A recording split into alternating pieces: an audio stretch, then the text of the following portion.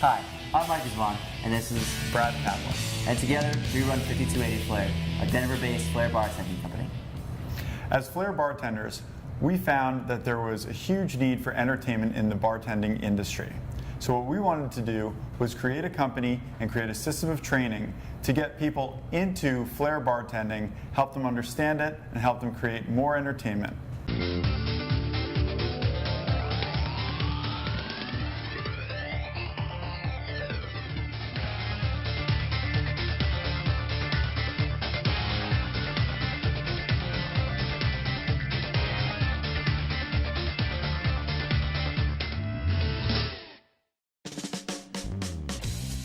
The art of Flair begins with foundational moves, which we've included in this video, as well as some more advanced moves. So you can start with good, easy, solid beginner moves and move on to more advanced stuff rather quickly. We've combined it in such a way that everyone can have a lot of fun with this training program. Now, don't get discouraged if you can't do the moves right away.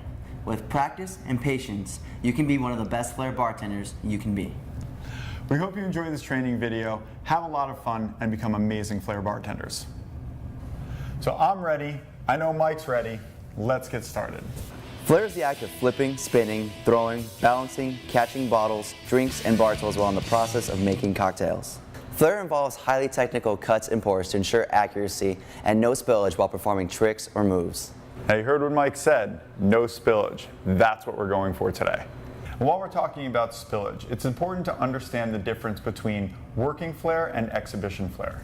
Working Flair is Flair that is done on day-to-day bar shifts. It involves quick, realistic, light movements done with anything behind the bar as you're working. For instance, a half-full bottle, or even three-quarter or a full bottle. Exhibition Flair, on the other hand, is making a drink for the purposes of doing a large show.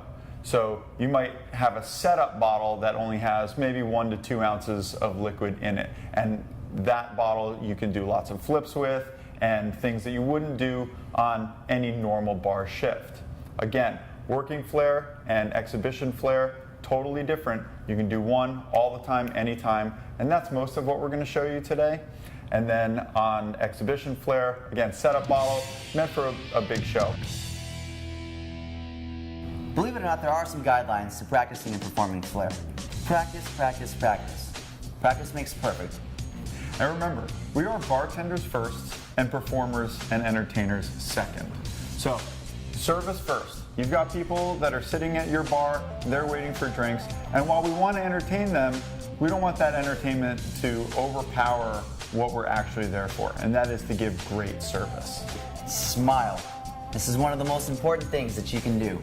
It is one of the best moves you have in your arsenal. A good smile goes a long way. You don't even have to do much Flair if you have a great smile and a great attitude. So practice smiling while you're practicing Flair. And always Flair safely. You don't want to be back behind a bar throwing around objects and not being conscious of the people around you. Remember, it's not just you behind the bar. You may have other bartenders, barbacks, or managers back behind the bar helping you out. So when you're manipulating your objects, when you're tossing things in the air, you've got guests in front of you, you've got bottles behind you, and you have your coworkers around as well. Make sure you always Flair safely. Whenever you practice, practice twice as hard with your secondary hand that you do with your dominant hand. The more you practice with both hands, the better you are going to be as a Flair bartender and be able to do different moves in different ways. One move may look completely different coming from one side than the other. And remember, you're not going to have all of your stuff in your dominant hand every time. Your well is going to be set up different. So practice with both hands. Learn how to do things both ways. It's going to make you a better Flair bartender. And keep in mind that all of this stuff being new may be difficult. However, never say I can't. We don't accept it. Maybe you can't right now, but you will. Practice, practice, practice, and you will get all of these moves. Never say I can't, because if you say you can't, you won't. So just keep on trying, keep on practicing, and you will get it. And one of the most important things of all time, have fun. That's what we're here for. We're here to have fun, have a good time, have our guests have a good time. This is what we do, we love to do it, and this makes bartending way better than any other job that we have. So the first service theory that we look at is the plus, minus, and zero theory. This one is used as a guest service standard for many companies around the world. The plus portion of it is when you give an experience that exceeds the guest expectations, where they have such a great time, they go out, they tell their friends, and they want to come back to your business and spend more time and a little more money. The minus is the absolute worst kind. That's when you give such a horrible guest experience that not only do they not want to come back, but they go and they tell their friends, and their friends don't want to come either. So always strive for a plus experience. Exceed guest expectations. Zero theory, this is when a guest comes in and just nothing surprises them. It's the same thing that they've come to every single time. We strive to be above that. Now let's talk about service and flair. The first drink theory. This theory stresses the importance of getting that first drink out to the guest. Think of it this way. You walk into a bar after a long day at work.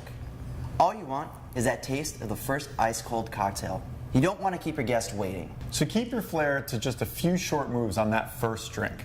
Maybe 1 to 5 moves total.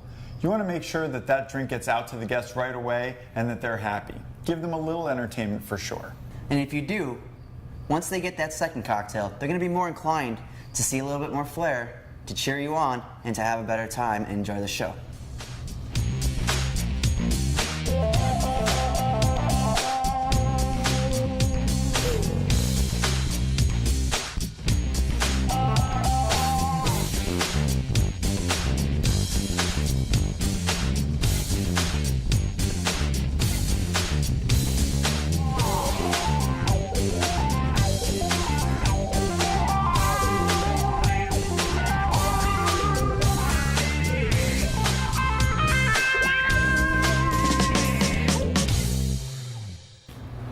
So our first drink, we're going to grab our bev nap, give it a pinch in the corner, and give it a light frisbee toss.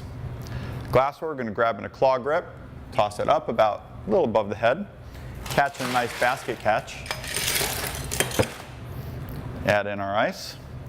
Bottle we pick up out of the well in a regular grip, catch it in a reverse grip, pour, and we add in our mixer. Squeeze in a garnish. Here comes the fun part. Up under the arm and catch it in the drink.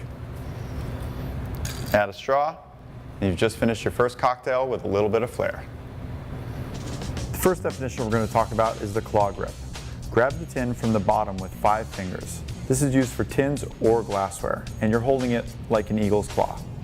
Our next definition is the regular grip. Grab the bottle from the neck and close your fist around it. This is a natural way of picking up the bottle out of your rail. Next, we have the reverse grip. Grab the bottle from the neck with an inverted fist and close your grip around it. When you pour from this position, it's actually a very comfortable, natural way to hold your hand.